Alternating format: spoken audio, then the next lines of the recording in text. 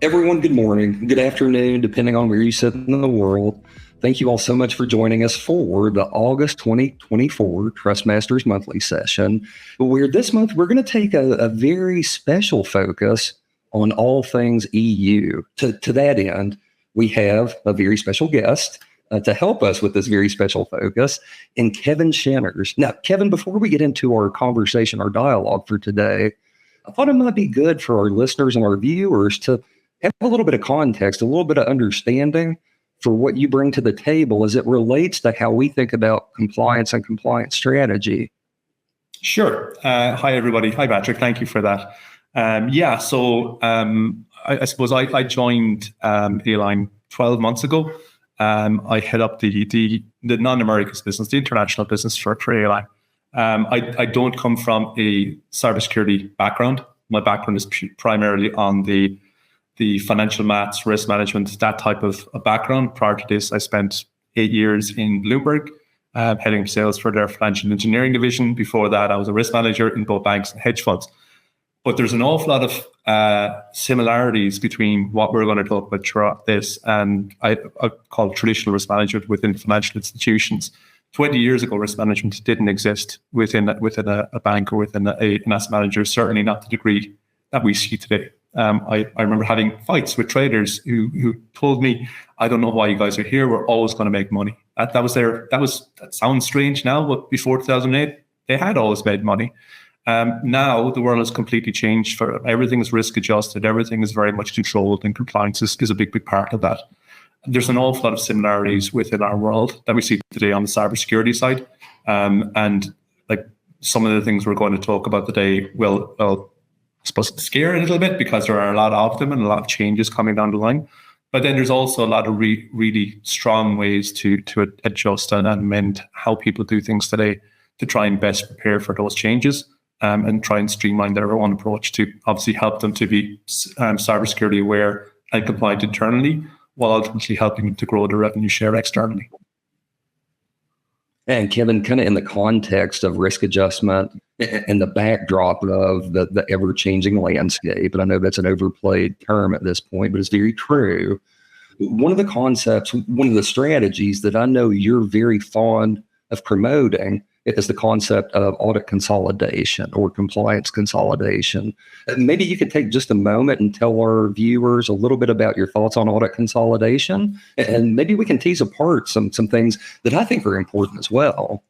Sure, absolutely. And for those of you who don't know A-LIGN very well in terms of who we are, what we do, we purely and exclusively focus on cybersecurity audits. We've been around for about 20 years.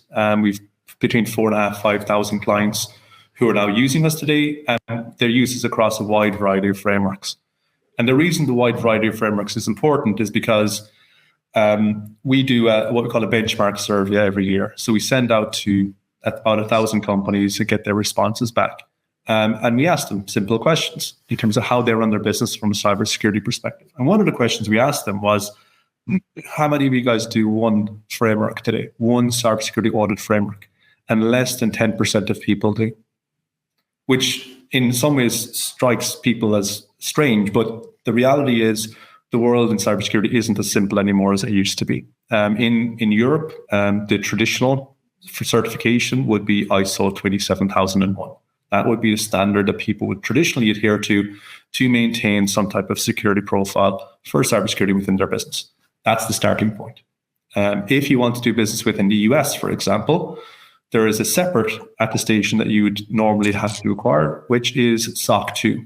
There are similarities with ISO 27001, but there are significant differences as well. We won't have time to go to all of those on today's call.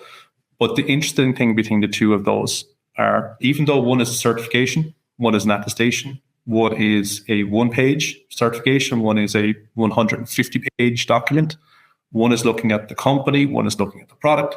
All these differences are in play. There is about a 60 to 70% overlap in the evidence that you need to adhere to both of these. So what I mean by that is there's a certain set of controls that you need to have evidence mapped against to maintain your ISO 27001 certification. Separately, there is a set of controls that you need for the what are called trust service criteria in SOC 2. of those pieces of evidence, there's a big overlap. Things like HR policies, IT policies and procedures, they're the same. It's not different because it's the same company. There is a substantial overlap underpinning both of these. They then diverge off into different directions. But you have two options. Your first option would be to, if you wanted to grow a business in the US, you could adhere to SOC 2. If you don't adhere to SOC 2, you can go down the questionnaire route. Questionnaire route is every single time you want to onboard a new client in the US who asks you for a SOC 2 report and you don't have it, you get a 250 question questionnaire that you have to fill out. That's not scalable. And in the world, no one has time for that. And you actually can't hire the people today to allow you to grow your business, even if you wanted to spend that much money on additional resources. So the only other thing you could really look at is try to consolidate your frameworks if you can. And what a lot of people today don't realize is the fact that, as I said, less than 10% of people have one audit. So they have many different cybersecurity audits, but over 80% of people are using more than one auditor. That doesn't make a lot of sense because of this substantial overlap of evidence in the controls that underpin each of these frameworks. You're standing on the shoulders of what came before you. You have different lenses that you put on later on, but at the starting point, you have an awful lot of similarities. So you have an option of going, I'll have one auditor for ISO 27001, and I'll have a separate auditor for SOC 2. You're automatically doubling the workload that you have. If you can find an auditor that obviously can do both of them at the same time, and you have the control merge, where you have the same control owners having one conversation rather than having two over and over and over again, clearly the amount of work that you have to do substantially decreases. And that's just two frameworks. If you look at things like PCI, high trust, whatever else you want to add on to that afterwards, it becomes a very big multiplicative effect. And that's not even looking at the new frameworks that are coming out. It's not even looking at the new laws that are coming out in Europe next year and later on down the line. So it's becoming a bigger problem for people. None of the new frameworks or new laws replace what are there before. They're still there and they're still standing. It's just about getting more efficient with your time and how to use that time.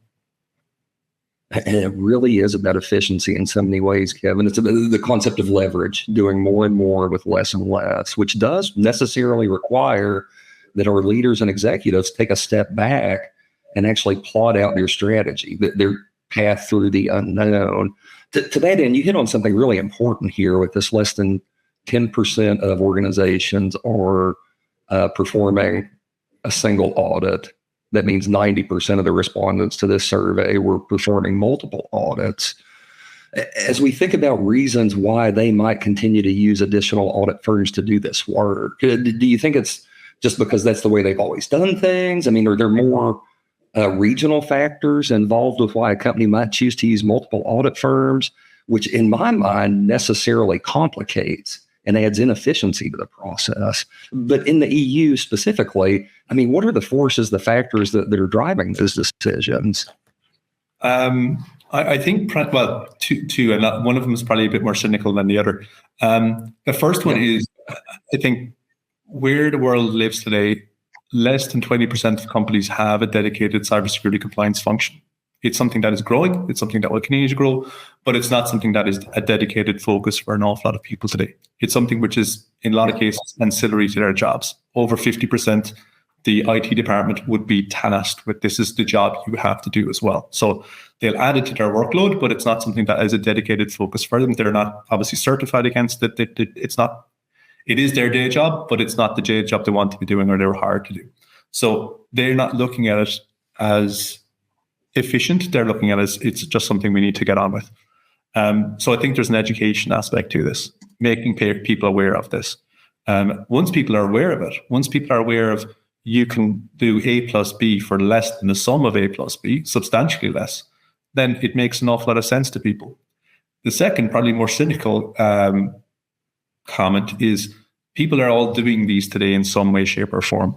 But if I was an auditor who couldn't do more than one of these, would it be in my best interest to tell a client? So if I only do ISO, and I only do ISO 27001, would it be in my best interest to tell a client of mine that you should consolidate your audits for ISO, for SOC 2, whatever it is, the next question the client is going to have is, great, can you do it? Well, no, I can't.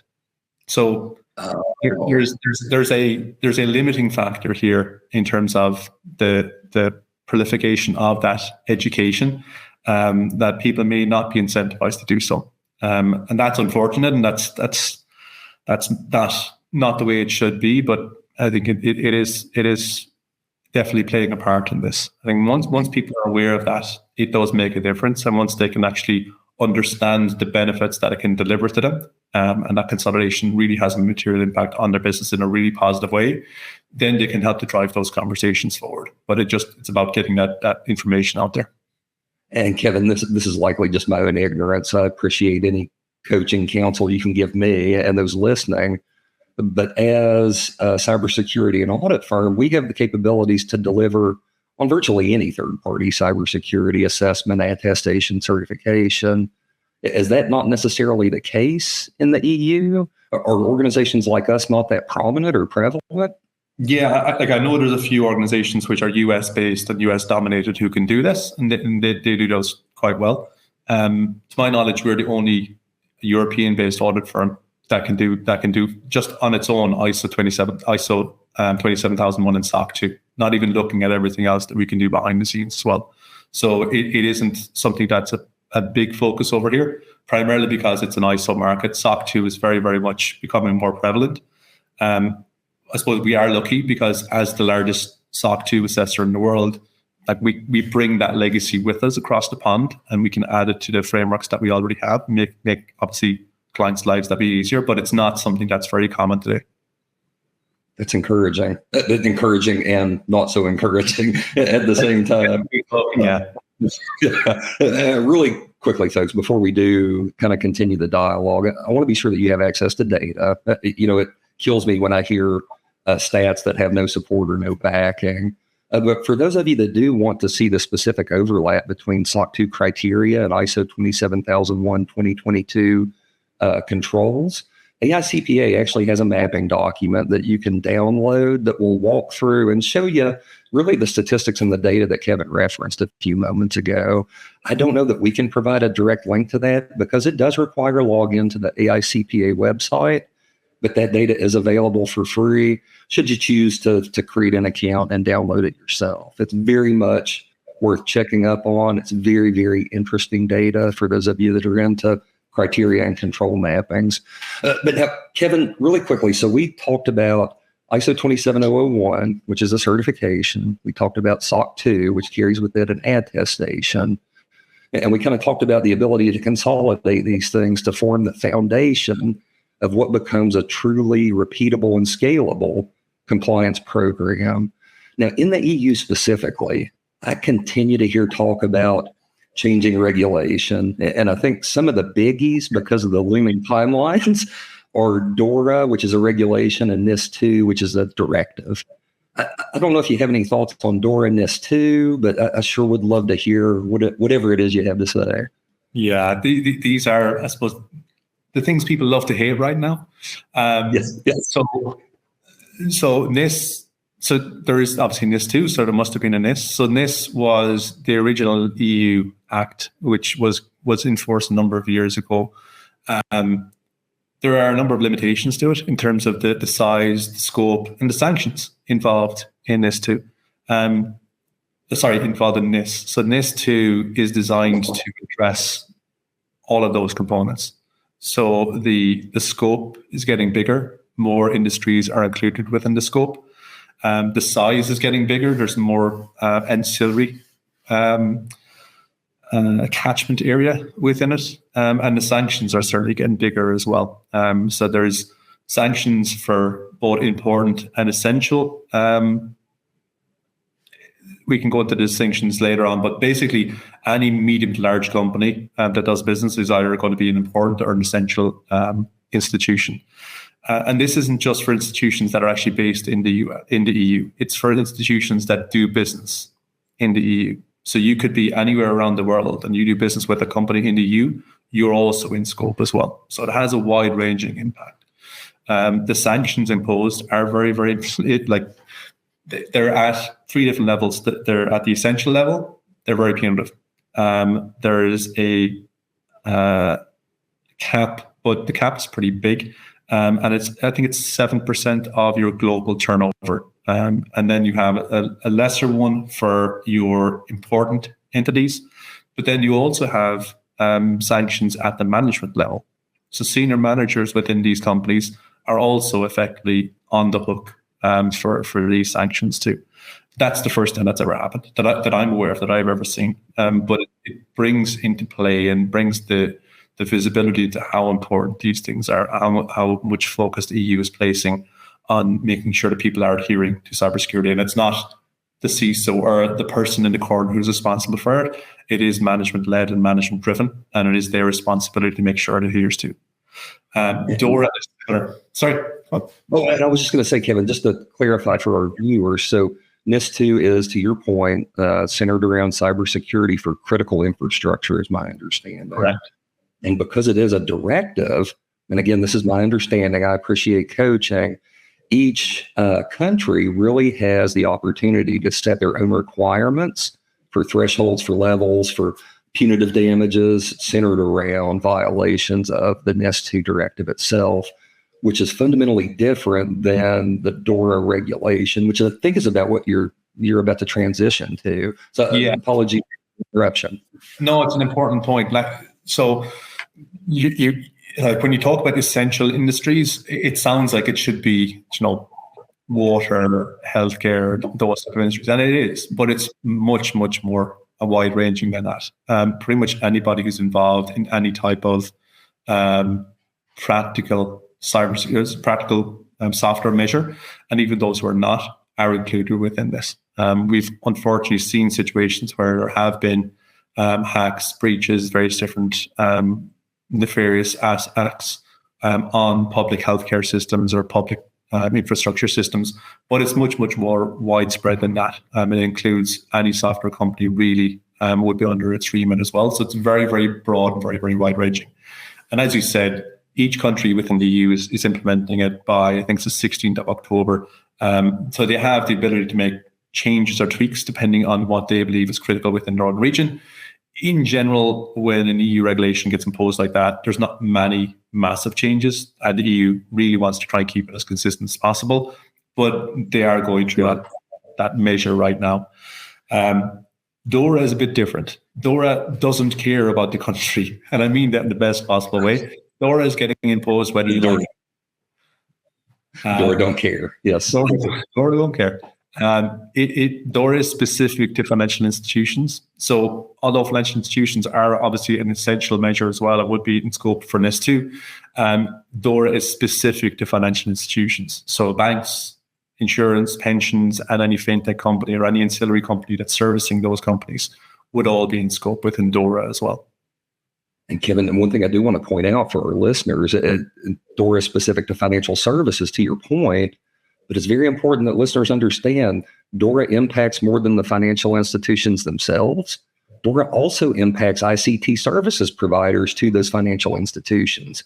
So if you're anywhere a part of the supply chain or value chain of financial services systems inside the EU, DORA is a very real concern for you and should be addressed. There's no way around it. And I suppose the thing that's scary about DORA as well is two things: is the senior management implications on the sanction side of things. And there obviously are company level sanctions as well, but it is legal. So like if after January of next year, if you're not adhering to DORA, legally people cannot do business with you. Like it really does, this does change the level of the watermark that's been incurred across the board. Like people in the past may have done it, may not have done it. Everybody's now at the same level, and there are very, very significant sanctions in place off the back of this. So it is a scary time for people, but at the same time, there are things which people probably already do today that they're not aware of that would help towards this. So for example, so ISO 27001, the most common cybersecurity framework that's in Europe today. There's back to what we talked about audit consolidation. Yes. It's no real surprise that most of the audits, most of the frameworks that are getting added now are being added off of the back of existing frameworks. And then you have different lens on. ISO 27001 controls map very, very closely to an awful lot of the controls for both NIS2 and DORA. So if you're already not ISO 27001 compliant, you're a long way down the road to adhering to both NIS2 and DORA. You can't become certified against NIS2 and DORA. So similar to GDPR, it's not a certification. You can't get a badge. It's a law, so you must show adherence towards it. And ISO 27001 gets you a long way down that road. If you want to go down different roads, if you want to look at disaster recovery, obviously we all saw a number of weeks ago with CrowdStrike, disaster recovery is probably a lot more prevalent in people's minds than it was 2 months ago. ISO 22301 would delve a lot deeper into that. People who do SOC 2, because of the overlap with 2701, if you have SOC 2, that already helps you towards that as well. So there's a full control mapping that you can do against the NIS2 and DORA laws to map to the frameworks that you currently have today, or that you could get today, to make sure that you can properly show adherence to these laws. Because if you don't, as I said, the sanctions are very punitive, and both of these are coming into force in January of next year. So people don't have a lot of time in place. Yeah, and then Kevin, you hit on something really important here, and that is the consolidation and having a solid foundation in place for a compliance program. Again, a place to begin building a strategy that allows organizations to extend to whatever's coming next. And so with ISO 27001 in particular, what we see is those organizations that do have a management system in place tend to already have a structured way of thinking about protecting the confidentiality, integrity, and availability of their data, which transitions really nicely to what we see in the articles and paragraphs, the requirements of the DORA regulation.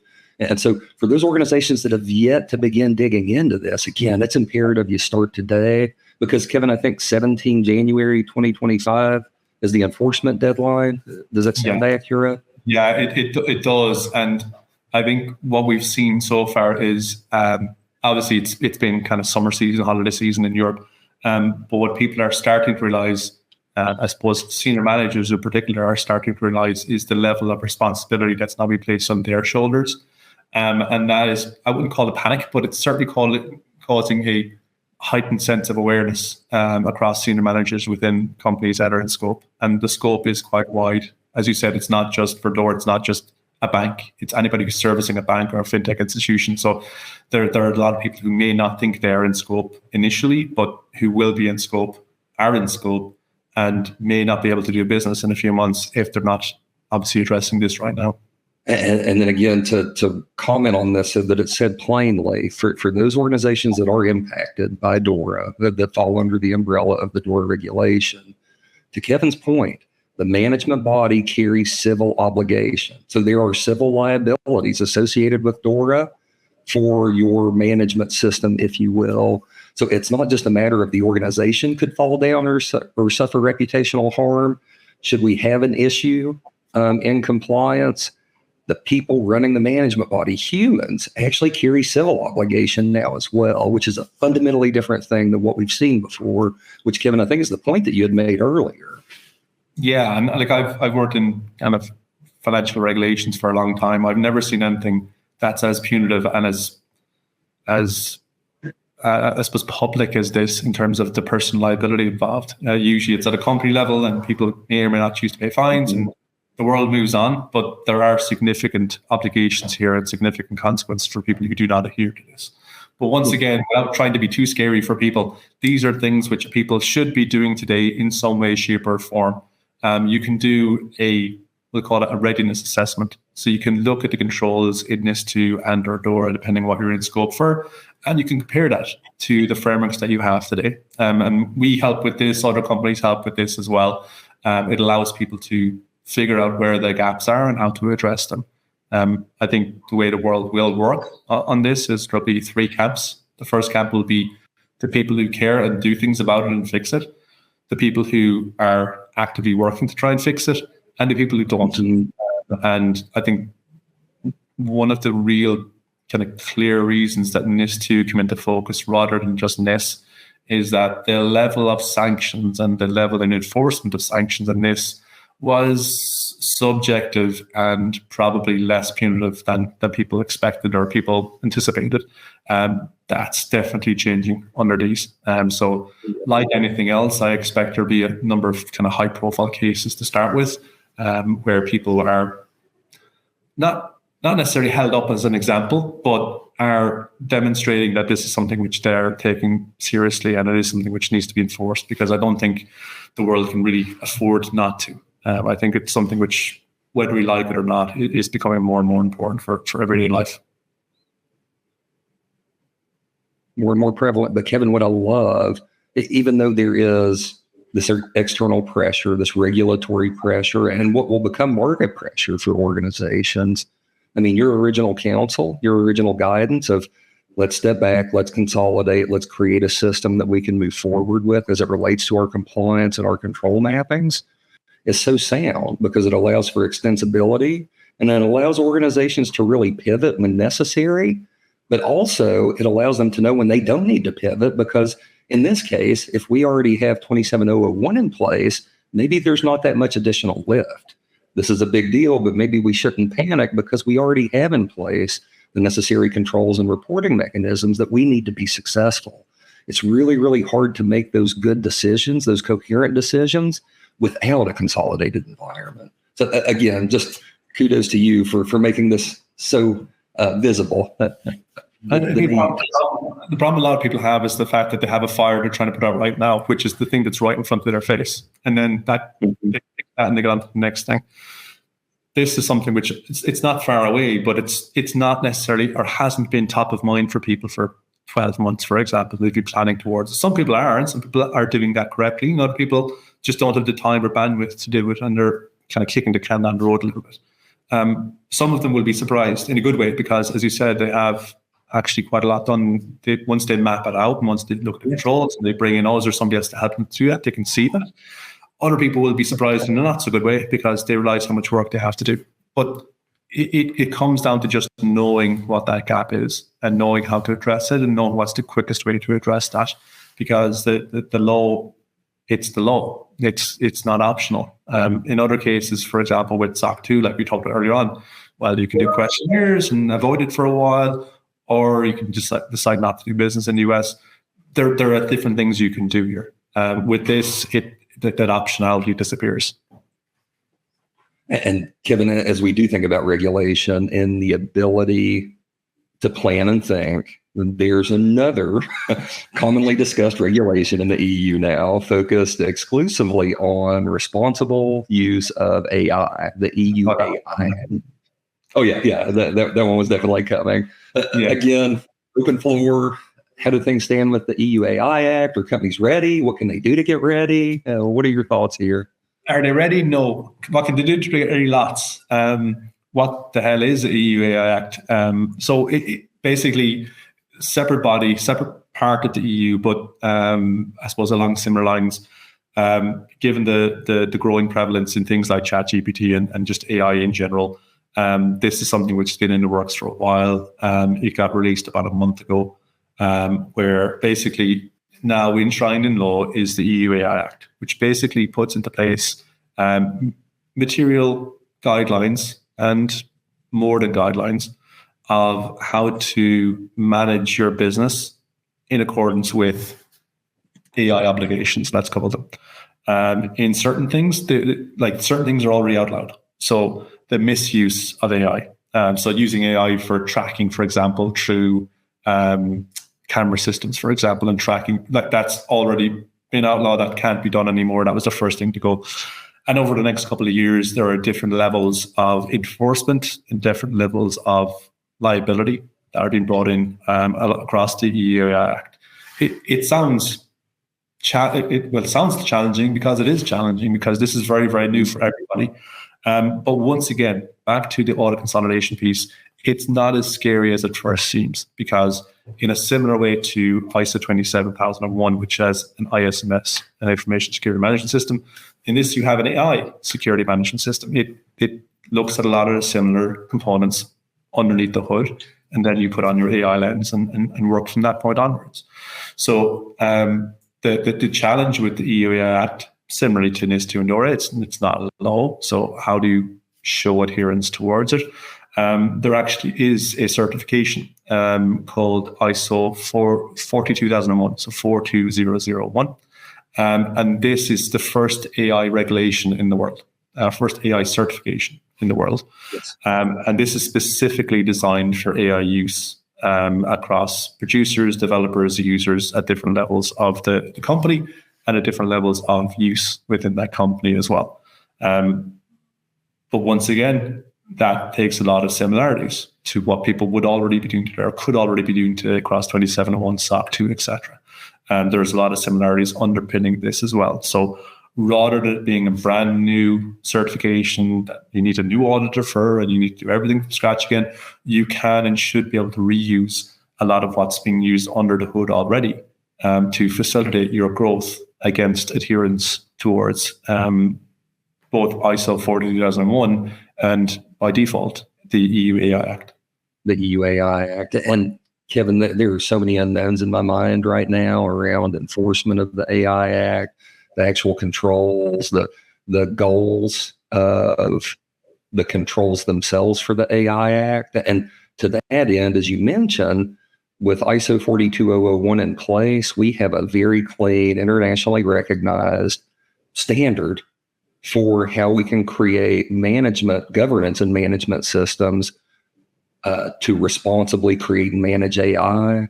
In my mind, for those organizations that are using AI, if even tangentially, this is a standard that they should consider pursuing. If not certification, at least build an AI management system so that you do have a solid operating system in place inside your organization, if and when you decide that it makes sense to certify for those in your value chain, for suppliers, for regulation, whatever the case may be.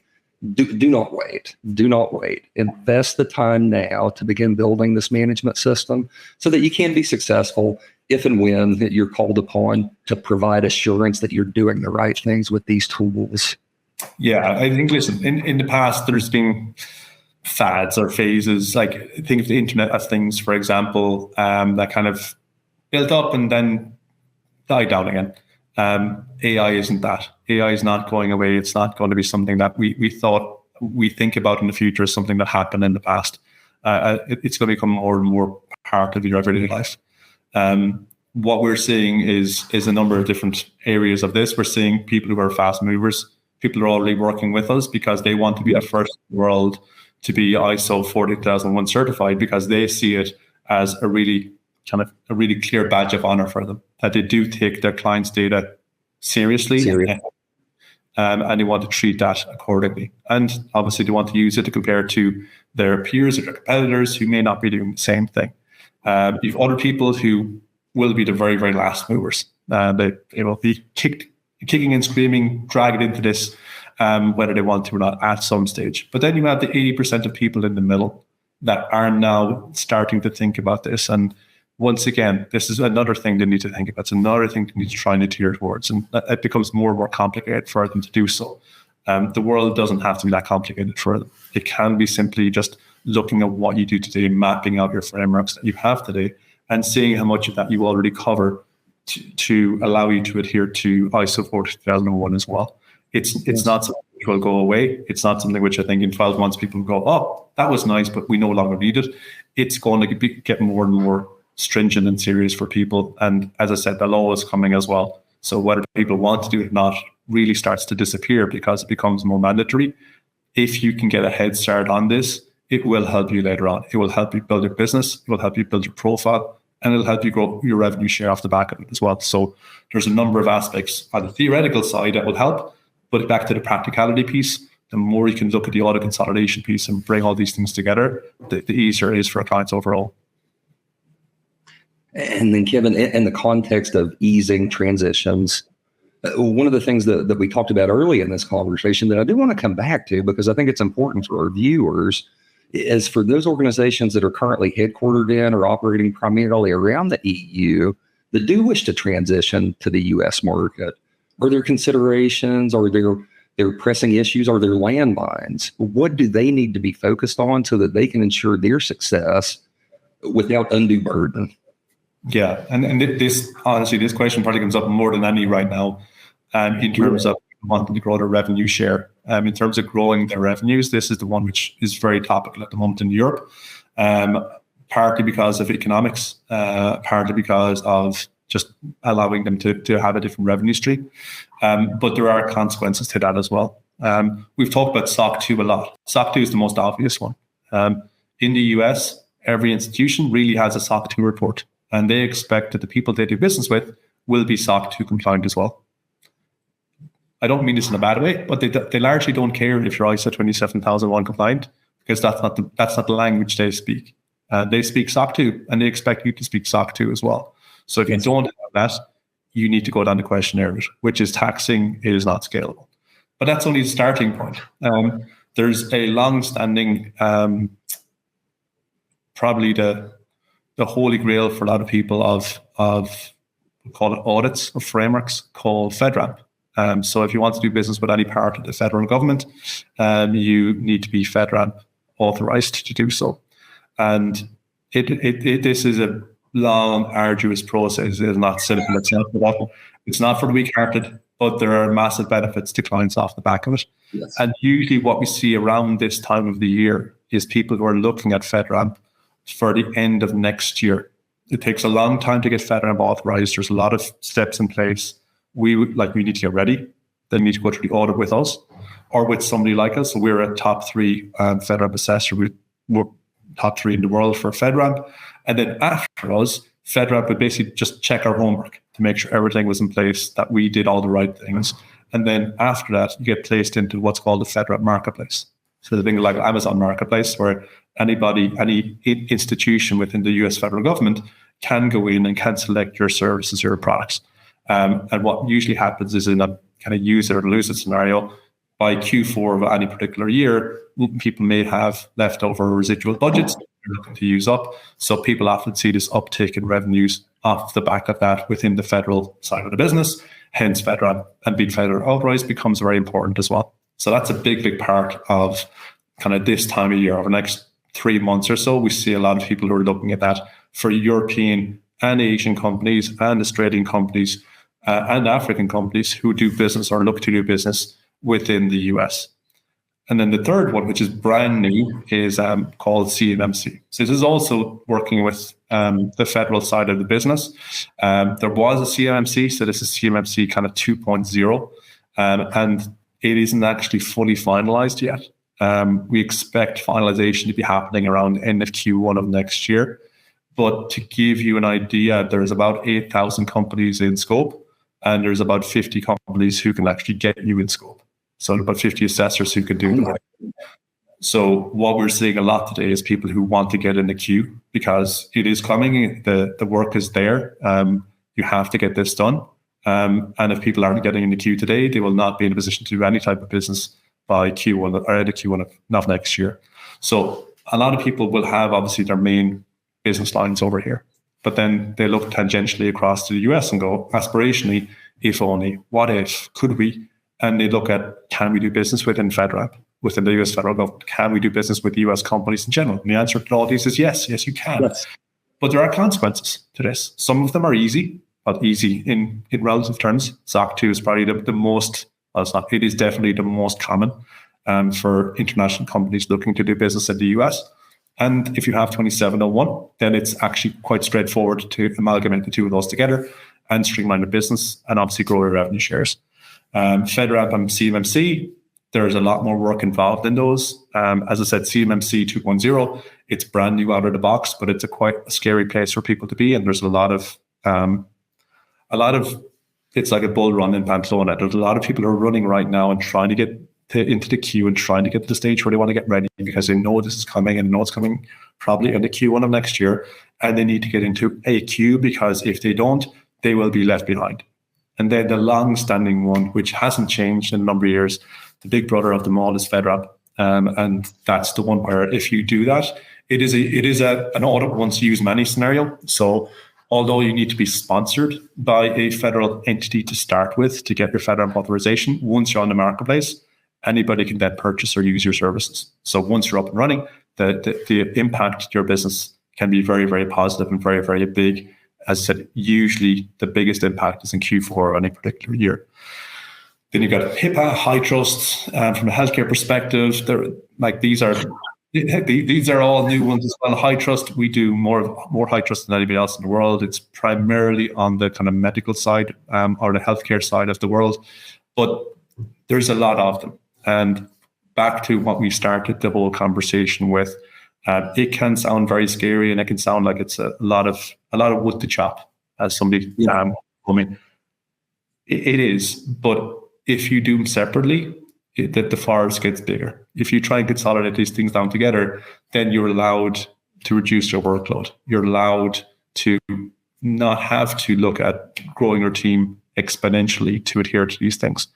Like ultimately, what people do with their initials that are frameworks is try and make sure that they're security conscious, that they're looking at the company internally and making sure everything there is done properly. And that is important, because the reality is most cybersecurity breaches or hacks happen through human error or human intervention of some kind. Yes. Most people agree with this, like well over 70% agree that's the case. Unfortunately, well over 70% of people say that they don't give training or don't give awareness to their own employees. So there's some basic things that people can put in place to help them towards that. And that gets your fundamental, your foundational set of frameworks. But then whether it's the new laws coming out or new revenue shares that you want to try and grow, there's other things you need to look at. But they're not all different. They're all different shades of gray. And Kevin, you hit on something I think very important there for our leaders to understand, and that's kind of fundamental first principles. I think for executives, it's really easy to think about consolidation, streamlining, eking out inefficiencies with other business processes, but we don't necessarily make that connection to our compliance programs. And what I hear you saying is we have to treat our compliance programs almost like any other internal business process and look for ways that we can push out the waste that's inherent in the processes themselves. And one of the biggest ways to do that is to reduce the number of external audits, is to reduce the number of external events associated with having our environments validated, and really focus on consolidation as much as we possibly can through frameworks, through audit firms, through partnerships, all those things that, again, we take for granted in other areas of our business, but we're just at times reluctant to apply those same principles to our compliance strategy and our compliance programs. And guys, we're up on 1 minute. So Kevin, I just want to give you the 1 minute warning. I apologize. Like as you're kind of saying it back, like one thing which could definitely come up is like similar to like an Apple environment or Google environment. People are looking at this going, well, if I put everything into the same place at the same time, doesn't that bring other inherent risks? And the reality is it probably does in some way, shape, or form. It's a trade-off. So what is the most important thing? I think from our perspective, the things we look at are quality, efficiency, and value. They're the three most important things for us. We thankfully have a lot of clients, and a lot of clients stay with us because we very much adhere to those principles. Are there risks with that? Well, probably. But like I don't really see what those risks would be other than like a company that you're deciding to do more business with and you're deciding to partner more with in the same way any other company that you work with.